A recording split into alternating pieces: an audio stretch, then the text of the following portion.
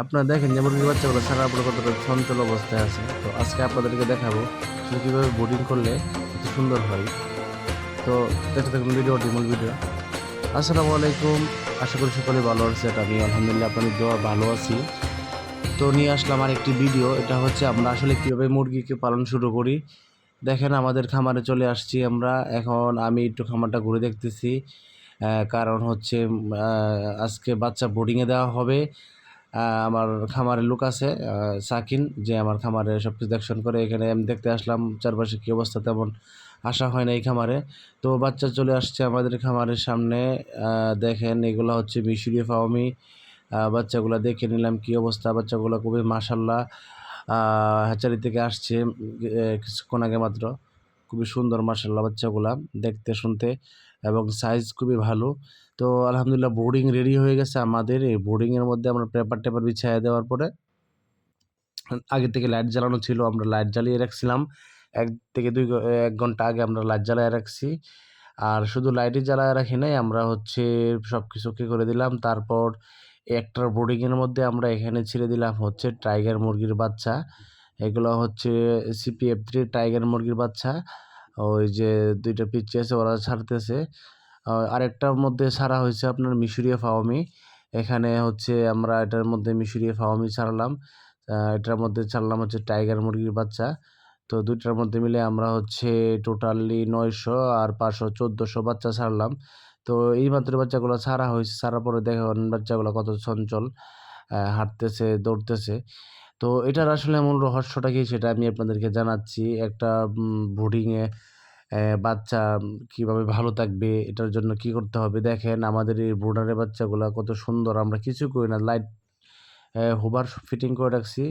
এর মূল বিষয় হচ্ছে দেখেন আমরা হুবারগুলাতে ওই যে দেখেন একটা মিটার দেখা যায়, ওইটাতে আমরা হচ্ছে অটো কন্ট্রোলার ইউজ করছি, যেটার কারণে তাপমাত্রা কন্ট্রোল ওই কন্ট্রোলার মাধ্যমে হয়, যেটা আমাদের বারবার করতে হয় না।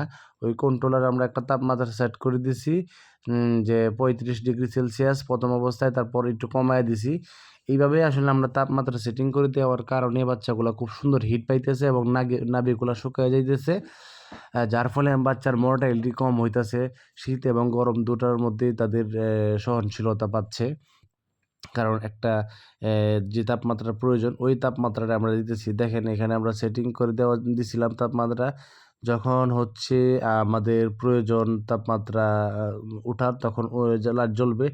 আবার যদি বেশি হয়ে যায় সেক্ষেত্রে আবার লাইট অফ হয়ে যাবে। আমাদের সেটার জন্য কিছু করতে হবে না। বোর্ডিং দেখা গেছে ওই যে হুবারটা, এটা আমাদের উপরে নিচ করা লাগে, ওইটা আমাদের করতে হয় না।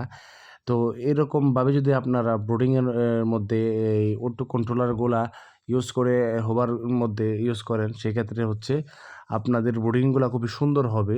যারা ব্রুডিং করতে অসুবিধা হয় তাদের জন্য এটা আসলে খুবই উপকারী। আ এতে বাচ্চা মর্টালিটি কম হয়, এবং বাচ্চাগুলো হয় সুন্দর এবং নাভি যায় শুকিয়ে, মেডিসিন কম লাগে। আমাদের টাইগার বাচ্চাগুলো দেখেন, এই বাচ্চাগুলা খুবই চঞ্চল অবস্থায় আছে।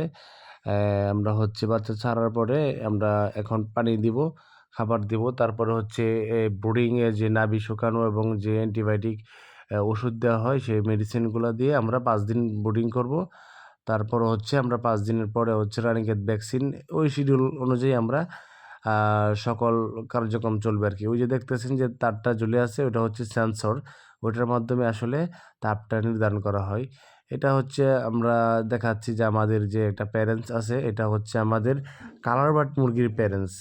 এটা আপনারা আবার টাইগার মনে করবেন না, এটা হচ্ছে আমাদের কালার বার্ড মুরগির একটা প্যারেন্টস। এই প্যারেন্টস থেকে আমাদের কালার বার্ড মুরগিগুলা উৎপাদন হয়। একেকটা মুরগির ওজন ৩ কেজি, ৩.৫ কেজি, মুরগগুলা ৪ কেজি, ৫ কেজি পর্যন্ত ওজন আছে। আসলে মোবাইলে এই মুরগিটার আয়তন বোঝানো কঠিন। এখন হচ্ছে আপনাদেরকে যে দেখাচ্ছি এগুলো আমরা রেডি করতেছি ডিমের জন্য। মিশরীয় ফাওমি একটা প্যারেন্টস তৈরি করতেছি। তো ধন্যবাদ সবাইকে। যদি আপনাদের প্রয়োজন হয়, যেকোনো প্রয়োজনে ফোন করবেন। আসসালামু আলাইকুম, ভালো থাকেন সবাই।